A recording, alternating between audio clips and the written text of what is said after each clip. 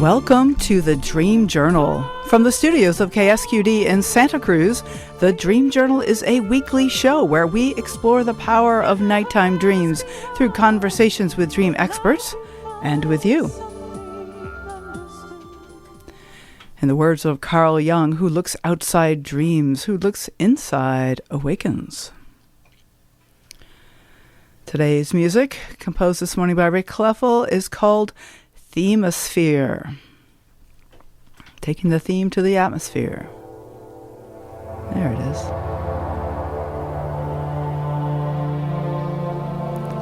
Today's guest composes music to his patients' dreams, capturing feelings and moods and deepening the psychotherapeutic process. Dr. Michael Mollura is a PhD licensed clinical psychologist and an award-winning music composer. The healing power of music, today on the Dream Journal.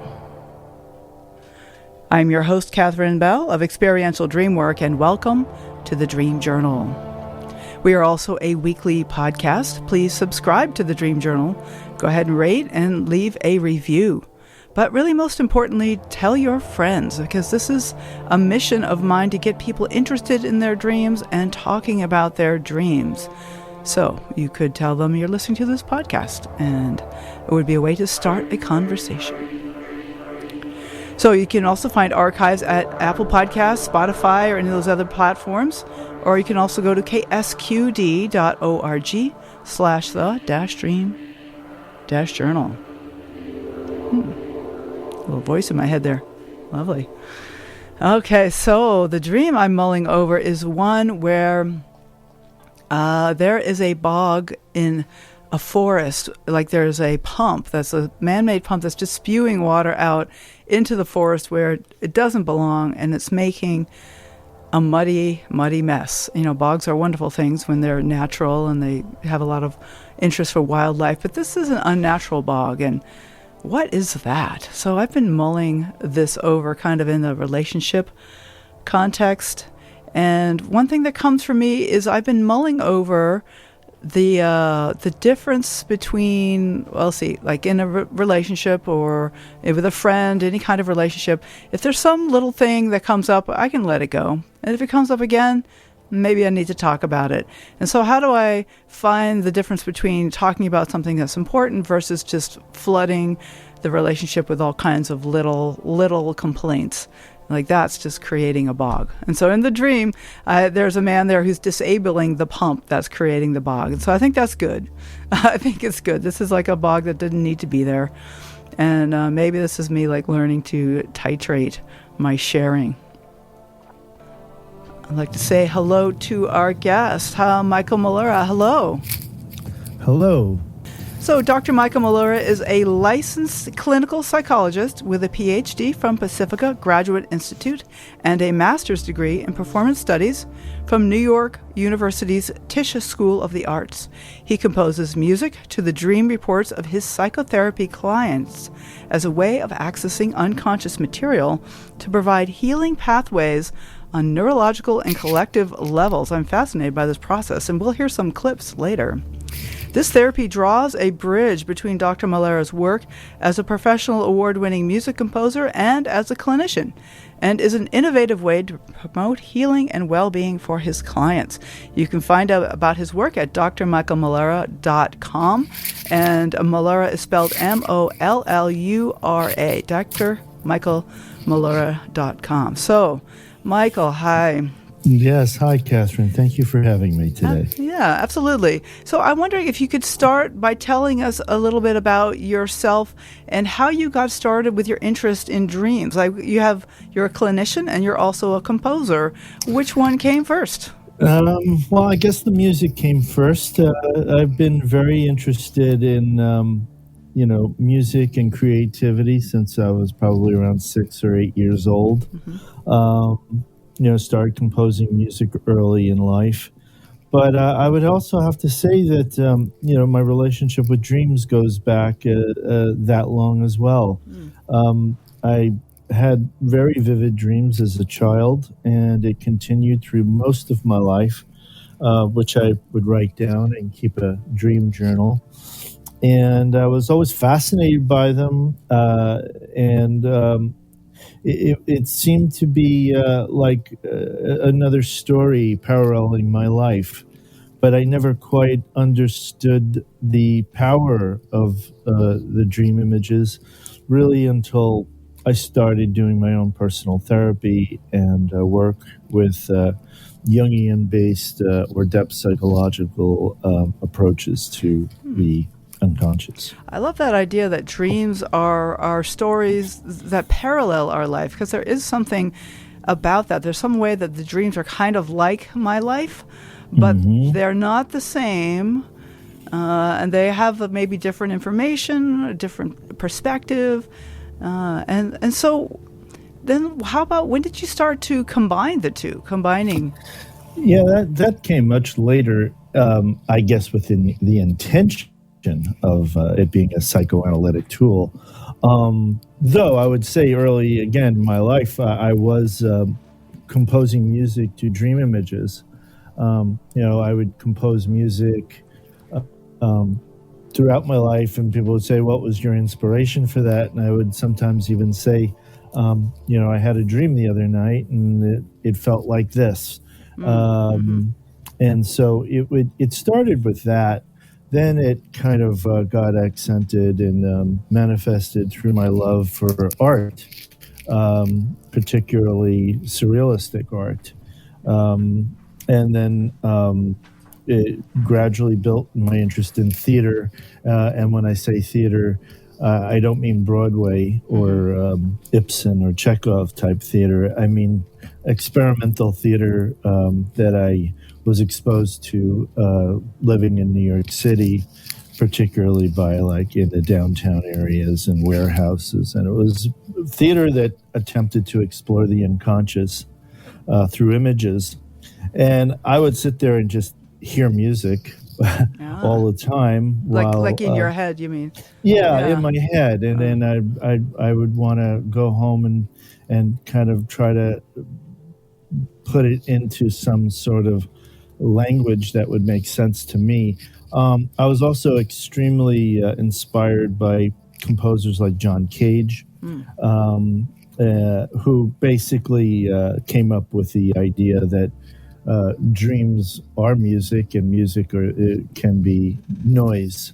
And so even sometimes I'll compose music that isn't even melodic, but a representative of images that are being created and generated from the brain.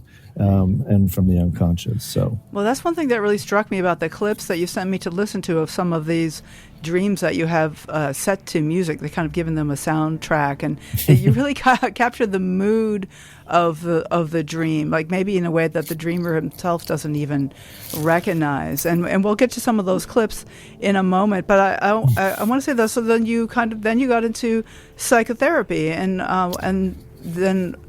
What if you wanted to talk a little bit about the importance of doing dream work in psychotherapy? Why not just sit down and talk about your day? Right? Yeah, I think I was very inspired by, first of all, Jung, and then James Hillman, von Franz, and people of that history. The concept here was the active imagination and how to sort of have access to parts of our mind or brain that we don't usually have access to. And when I started doing analytical work on dreams, not only personally but with others, I was really interested in what Hillman called the aesthetic response, and calling for something that goes beyond words. The limitation of language and semantics appealed to me as a concept, being that I was coming from music and was now interested in learning how to be an empathic, compassionate listener. And I found that just words You can do that. I mean, I do that. I want to make that clear to your audience too. That I do with many of my clients. I just do the natural interpretive work Hmm. without the music. The music comes in when we're looking to go really much deeper, to bring out more detail, to try to amplify, as it's sometimes referred to, the images in a dream, in order to get at a deeper experience of what this person is going through. Um, Hmm. I just found that being a musician or a composer, I wanted to use that tool, and it was getting that kind of reinforcement from my professors at Pacifica Graduate Institute, Hmm. um, to use music, to use my tools as a composer, to have an empathic aesthetic response to the material that was showing up in the psychoanalytic diet. So I found that words weren't enough. And when I started to explore the idea of what dreams sounded like, and that was what my dissertation was on, um, I felt like I had opened up a big Pandora's box as to information that really hadn't been truly researched before. And the Mm-hmm. concept of how a dream sounds um, opened up a whole new door for trying to understand the function of dreams and how dreams can be used to promote healing and deeper understanding and knowing of what your patients or your clients are trying to convey. Mm. Right. Well, certainly, I often have like a lot of sound in my dreams, and sometimes when I wake up, I don't Hmm. even remember images, but there's just some kind of like big crashing noises or something like that. There may Yeah. just be some kind of sound that I can't really, I don't know how to record it. I wouldn't know really how to reproduce it, but it's interesting that you've like kind of, you've been doing that. And it seems like that you're picking your clients' big dreams, the ones that are important, maybe the ones that you've already worked on with them, and you're trying to bring them to yet another level. Is that true? Yeah, absolutely. Uh, I mean, I'll work with someone for months before we actually do any dream music. okay. And then sometimes there's a reoccurring dream that feels just extremely potent and has heavy meaning and abundance to it. And we want to kind of try to go deeper into it. So it's the concept of, I mean, my background too as a composer was to score movies, Mm-hmm. and I still do that actually, and and I realized how much music plays a part in watching a movie or telling a story, and it I was really fascinated and hooked into this focus on recognizing that most people come into therapy. I actually believe that everyone has trauma in their life, Mm-hmm. Mm-hmm. um, and the idea here is how to restore authenticity and connection through these stories that people go to sleep and have and experience. And music kind of allows that authenticity and connection to take place in a sort of organic, empathic response that is really fascinating and creative. Mm-hmm. It also opens up the portal into helping the clients access their own creative world. As you probably know, a lot of people who come into therapy, for example, are coming in with depression or anxiety, Mm-hmm. and concerns about their lives, and even what can be considered, existential crisis type issues. And when you go into the brilliance, I mean, literally, I find brilliance Mm. in people's dreams, and people who don't see themselves as brilliant. It's amazing to see how they respond to going deeper into the experience or the phenomenology of their own dreams. And they're like, oh my God, did I actually dream that? Ah, After talking to you and working on it and putting music to it, they feel, they really feel the miracle of creation. right, right. And on a deeper level, most people just sort of neglect their dreams, or they don't think of them they don't honor them or respect them in the way that probably people like yourself and others and your listeners who are enthusiastic about dreams do. Mm-hmm. And so this is really honoring, respecting that transpersonal event of a dream by putting music to it. Okay. Well, I think maybe it's time to play a clip and to talk to actually listen a little bit to what you and your client have created. So we have a section here of something called Crystal Scary Path Dream, and I wondered, do you want to say anything to set this up, or do you want to just listen to it and then talk about it afterwards? Sure, I could set it up a little bit. I mean, this is an actual dream that was, told to me during an early session, and you're going to hear the voice describe the dream and so forth. Mm-hmm. And this particular person was coming in with issues around intimacy. Mm-hmm. And having a tough time understanding why she couldn't have breakthroughs in her life that had to do with, getting married and settling down and all that sort of thing. And she kept having this as a reoccurring dream. I don't know how much you're going to play of it. It's a little long, obviously, so I don't think you're going to play the whole thing. Mm-hmm. But the gist of it is that she's walking through a forest and then the trees come alive, and she gets a little terrified that she's going to be devoured by the trees, and she's trying to get to the other side of the forest. So in talking about this with her from time to time, it felt like this was a big dream because it just kept showing up in various ways in our work. And then we decided, well, what if we did put some music to this and see how that might bring out more detail and of what she was describing. Okay. So there you go. Okay. Crystal Scary Path Dream. When the dream begins, I'm walking somewhere alone, and I'm about to enter this pathway that is extremely wide.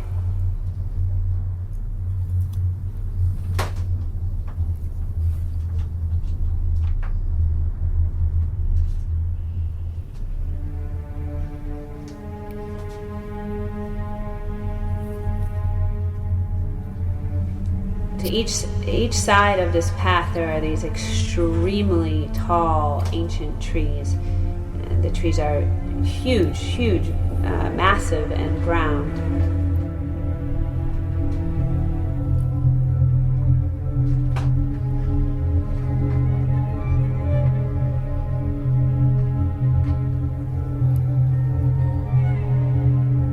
I feel and think and assess for a while, and then I make the choice to walk through the path, even though it seems very dark and scary.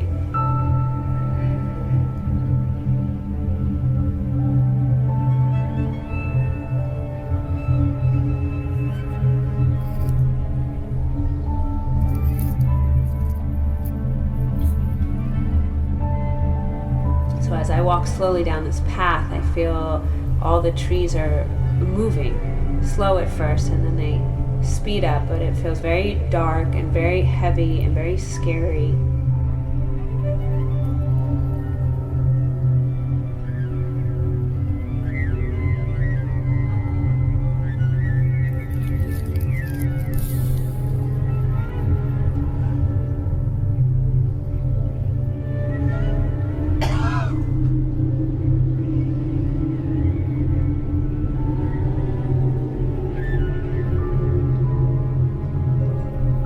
As I walk further down this path, slowly, the trees start to come to life.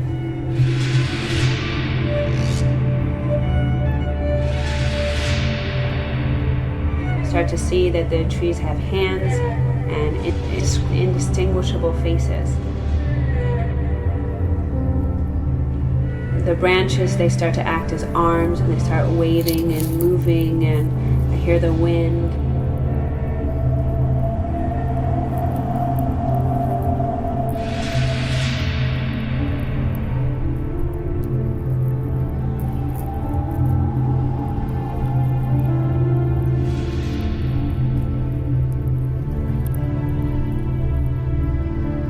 this time I'm wondering if they're going to harm me. And all I keep thinking or praying or focusing on is that if you respect me, I will respect you.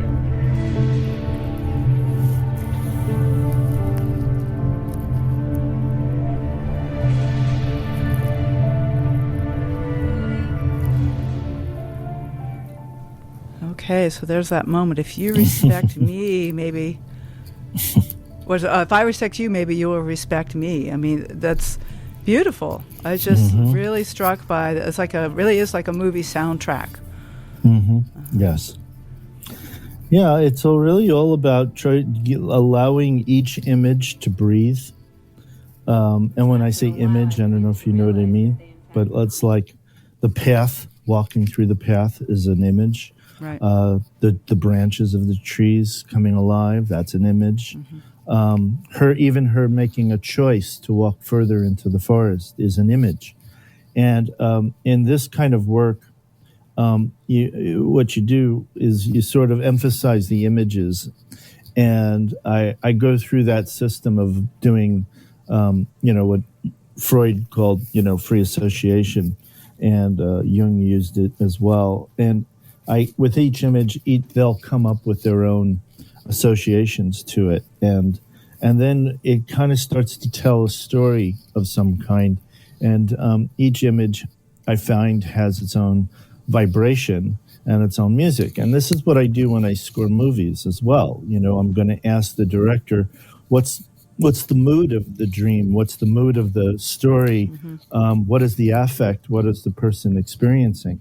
So when I'm working with a client and we start asking those kind of questions, like, what are you feeling when you first start moving into the forest?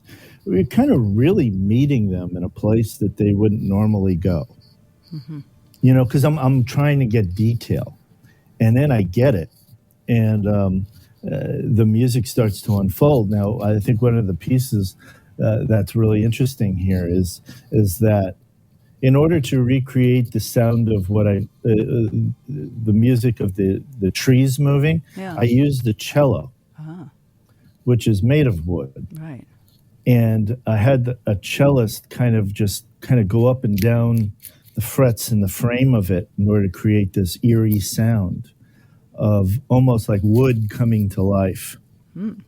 So you're working with other musicians too. It's not just electronically generated. Right, exactly. I do use other musicians if there's an opportunity for it. They don't really hear the dream so much because I keep that pretty much between me and my client.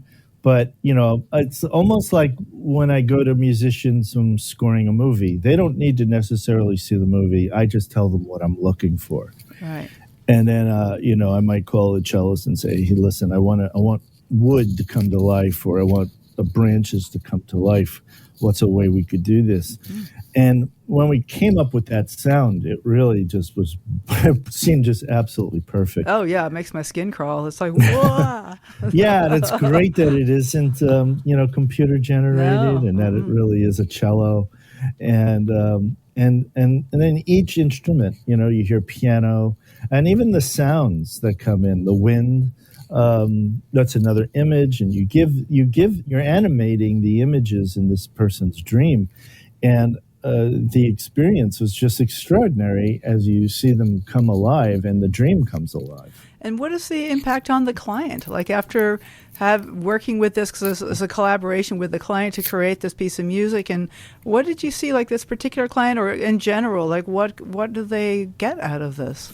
Okay, so the idea is to go deeper, right? Yeah. To restore, say, things that are lost from trauma, like authenticity and connection. That gets lost in the experience of trauma.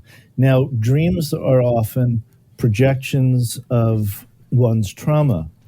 This person was stuck on an issue of intimacy, but without really being aware of what was causing her to have fear every time she got involved in a relationship, or intense fear, anxiety. Yeah. Mm-hmm.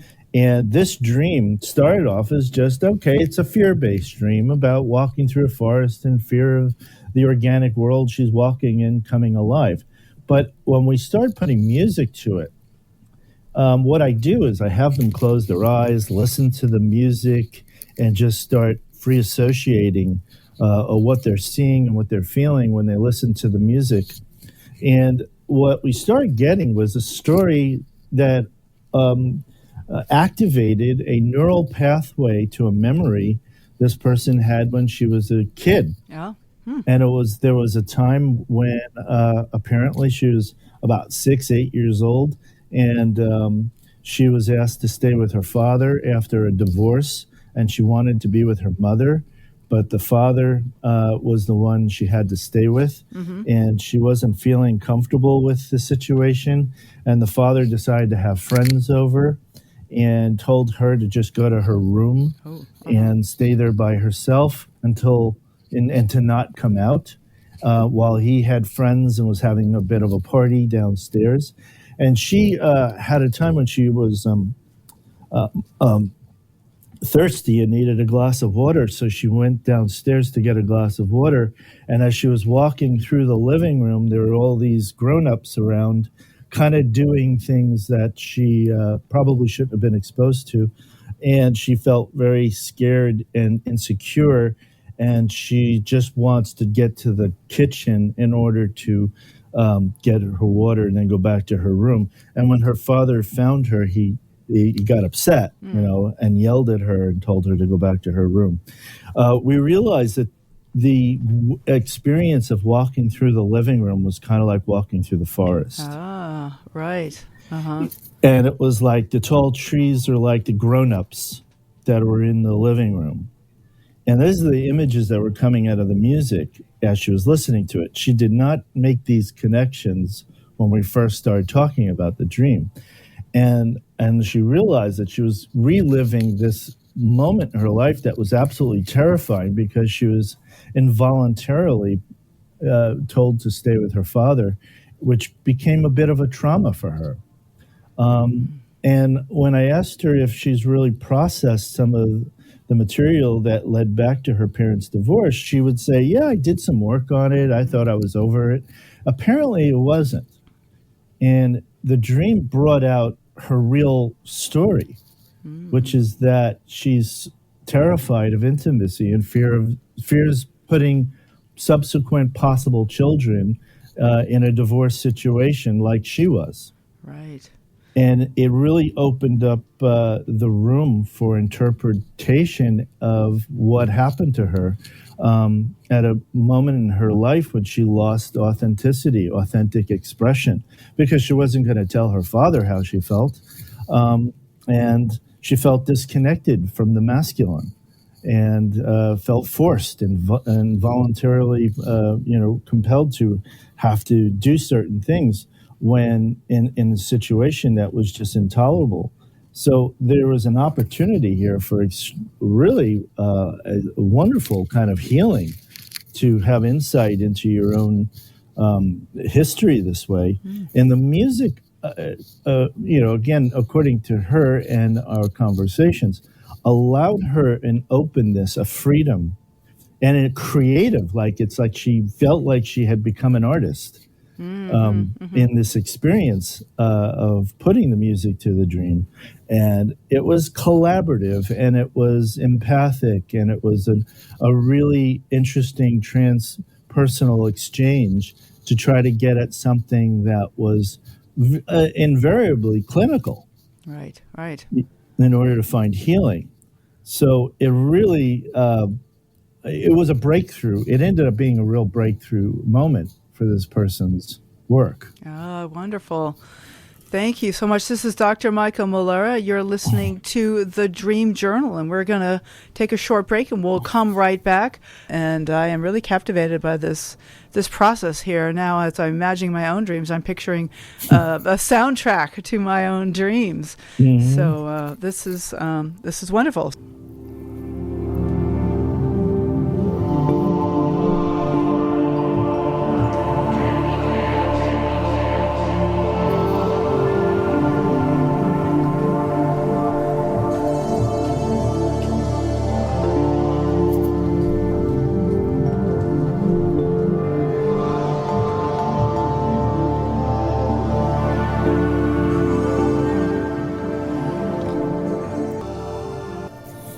Welcome back to the Dream Journal. Next week, our guest will be therapist Benjamin Newman, who incorporates attachment theory and polyvagal theory into his dream work with his clients. My name is Catherine Bell. Our guest today is Dr. Michael Mollura. His webpage is drmichaelmollura.com. You can spell Mollura, Mollura, drmichaelmollura.com. And we're talking about using music to deepen the psychotherapeutic process, because that's really what we're talking about, Michael, isn't it? Yeah, it is. I mean, it's important to understand that music is often used as a CBT tool. To help. I didn't know that, really. Yeah, well, yeah, absolutely. It's used to store a more authentic response rather than a conditioned response to stimulus, and for relaxation. But I'm using it in order to deepen the experience of the unconscious.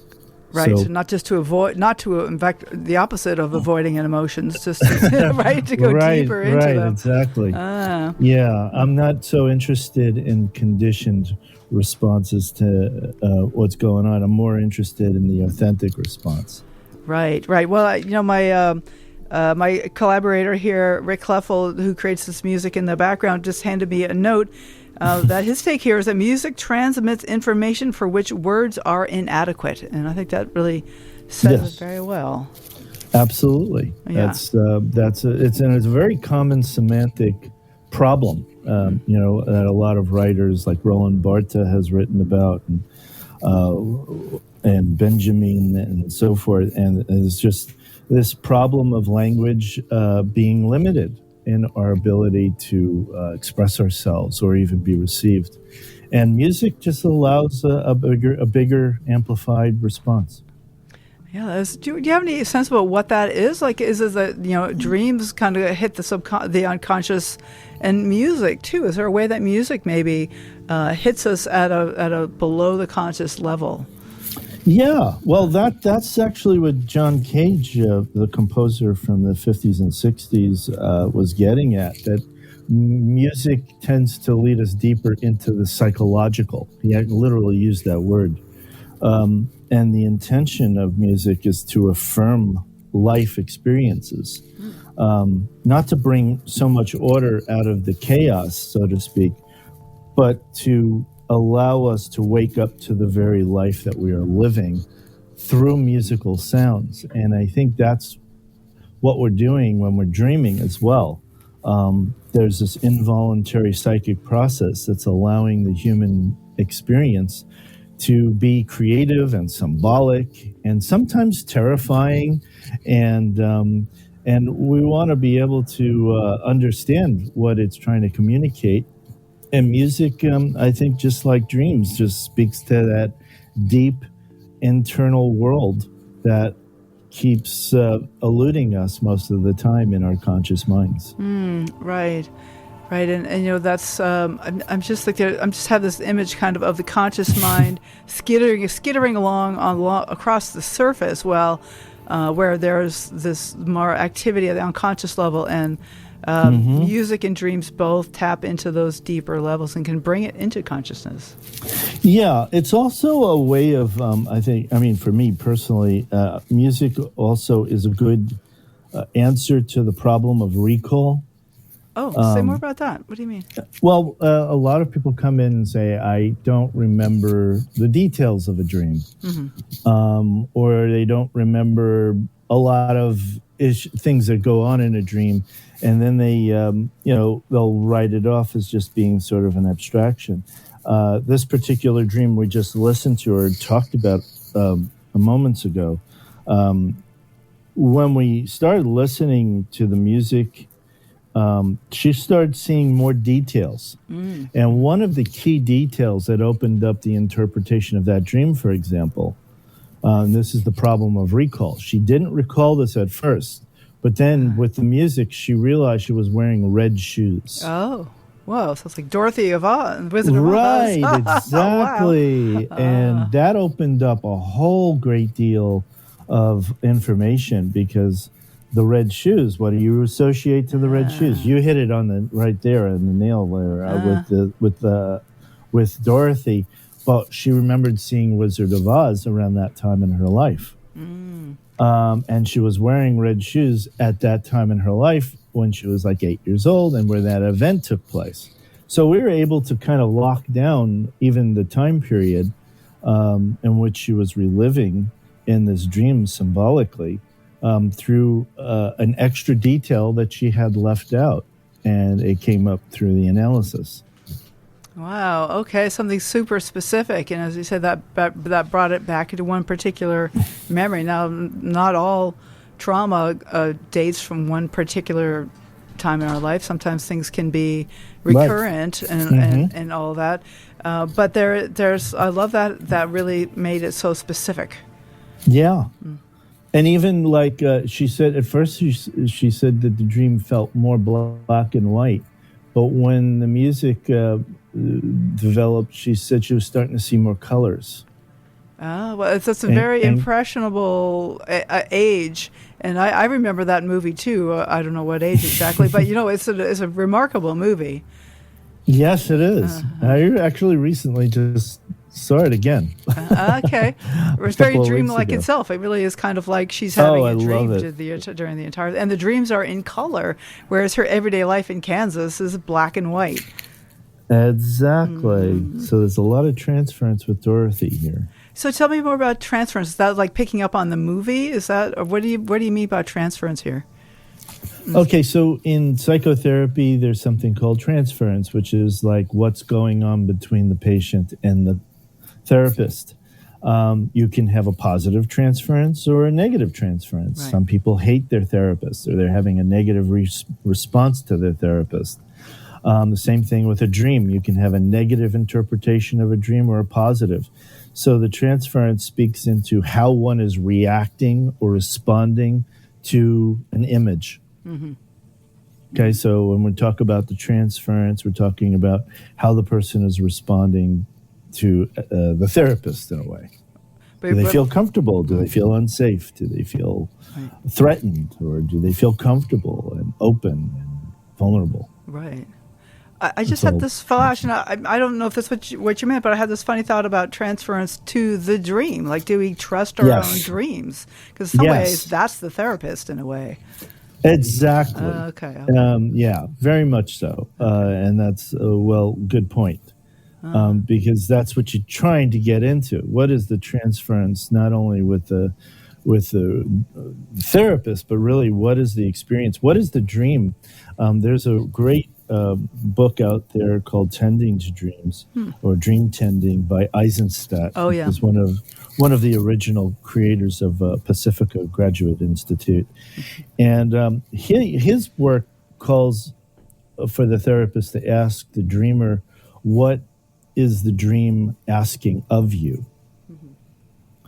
And when you start looking at it from the perspective of what may a dream be asking of the dreamer, it gets really interesting, because you're pretty much asking the dreamer, what can that person do to try to resolve some of the issues that are coming up in the dream? I wonder if you could give us an example, possibly with a dream from the clip we played, or some other, like, what do you mean? Sure. What is the dream asking of the dreamer? Yeah, well, the dream, in this case, the dream is asking of this particular client to kind of re-experience a little bit of her childhood and to understand that relationships don't have to be so frightening or terrifying. And it's asking her to make a more authentic connection to what it is to be in a relationship, and that she doesn't necessarily have to be terrified.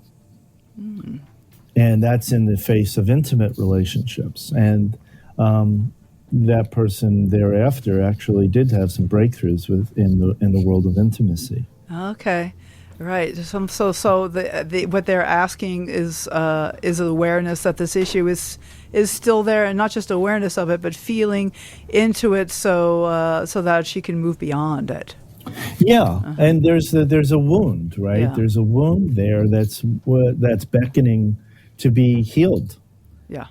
If it can. Now again, it's this approach using an aesthetic response approach that allows her, in this case, to experience what she's experiencing with her creative, active imagination.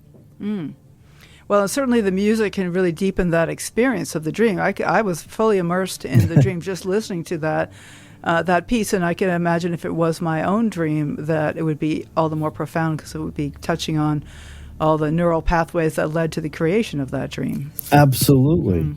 And that's what's really, really interesting. It's really important, too, to recognize that they kind of guide the process. The client, the dreamer. The dreamer guides the process. It's not, I'm not telling them what it should sound like. They're telling me what it should sound like. Okay, right. So, like, when you're entering the forest, are you scared or are you excited? Are you full of enthusiasm and concern? And she said scared. So we started off with some very cautious music. Right, and it was indeed very cautious. So, Michael, we have a caller on the line. We have Steve from Minneapolis. Hello, Steve. Hey, Steve. Hi, Catherine. Hi, is it Steve Ernewine? This is. It is. Also a music composer and dreamer yourself. I'm so glad that you called. Welcome to the show.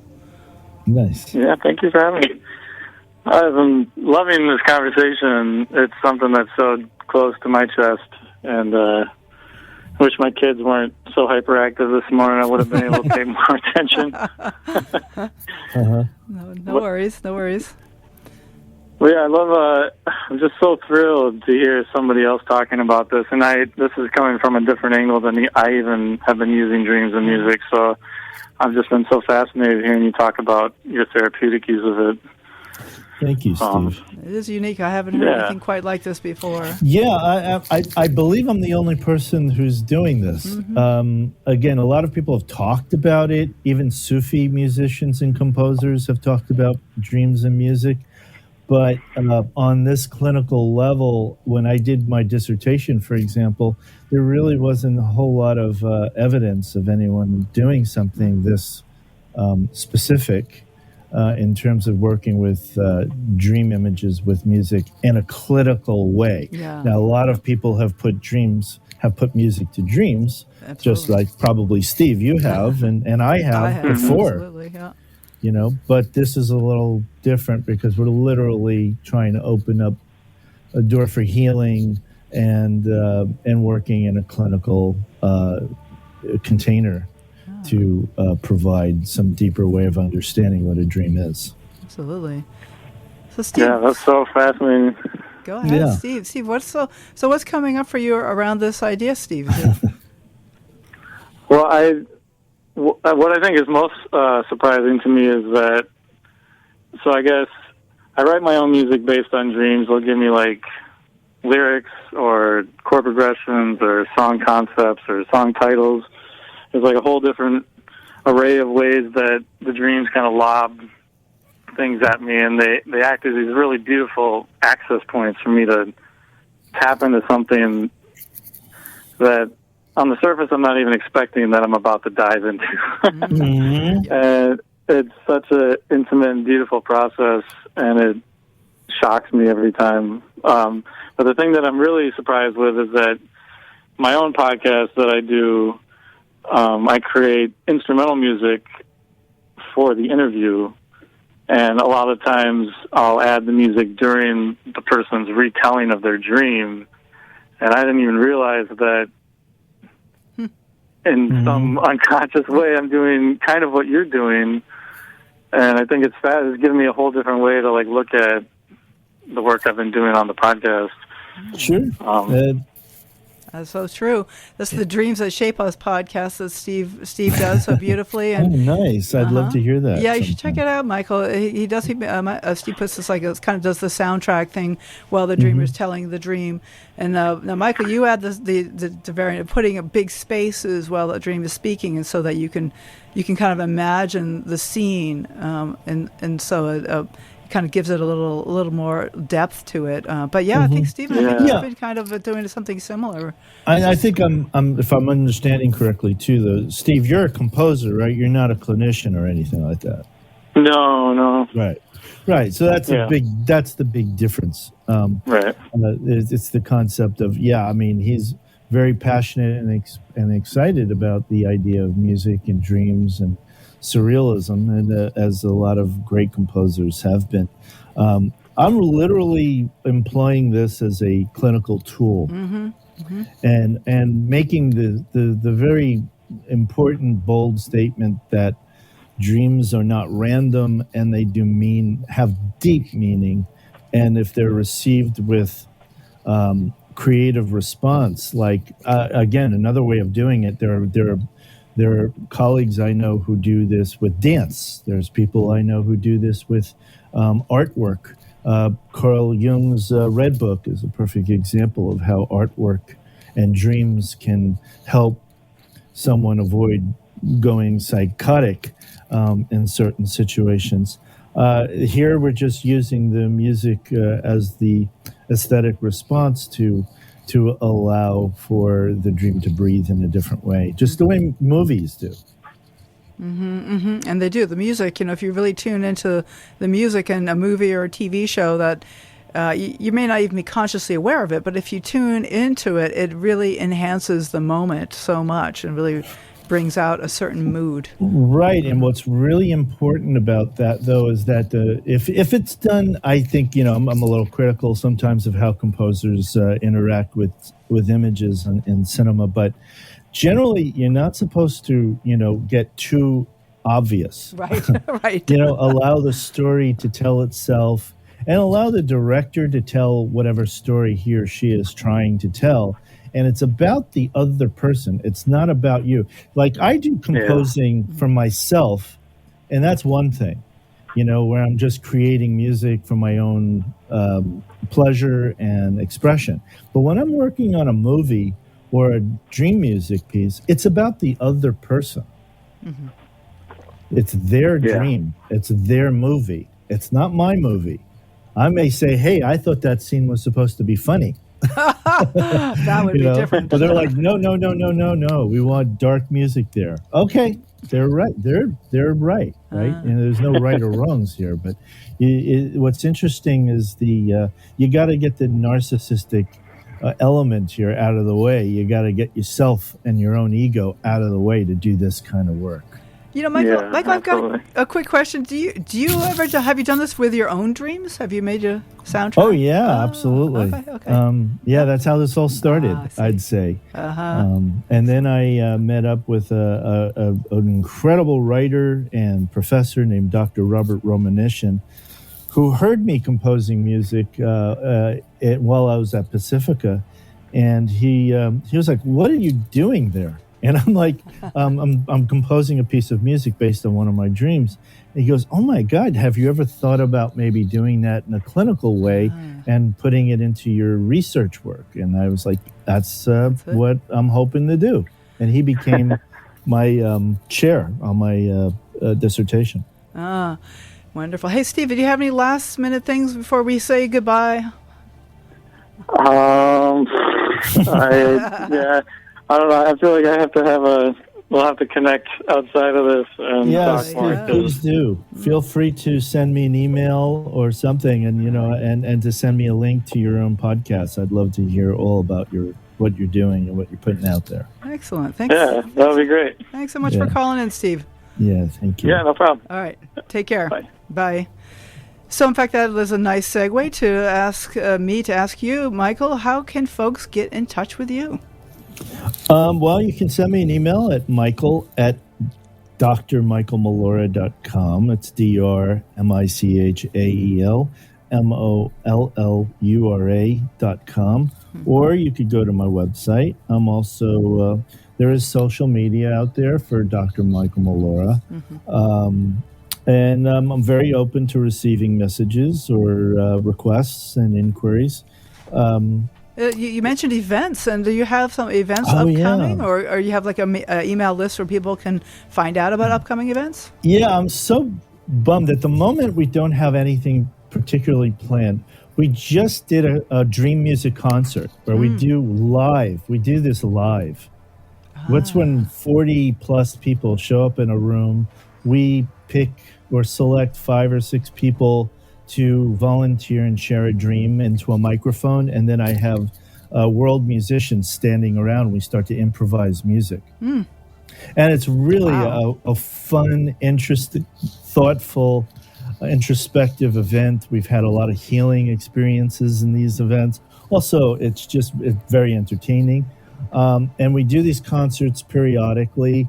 I'm planning on doing one at the end of August or early September in Malibu at Lee McCloskey's famous house out there. I don't know if you guys are, if your listeners are in LA or Malibu or near Malibu. There's a place called Allender.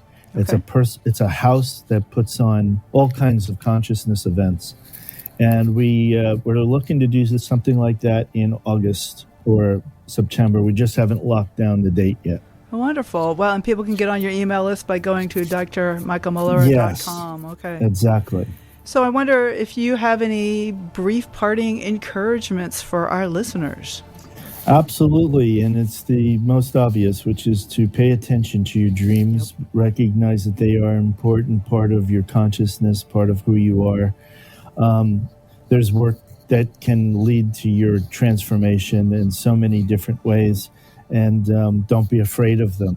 Excellent. Write them down and be intimate with your unconscious. Thank you. Thank you, Michael. This was a wonderful conversation. I'm fascinated by this process, and I wish you well. Maybe we'll keep in touch.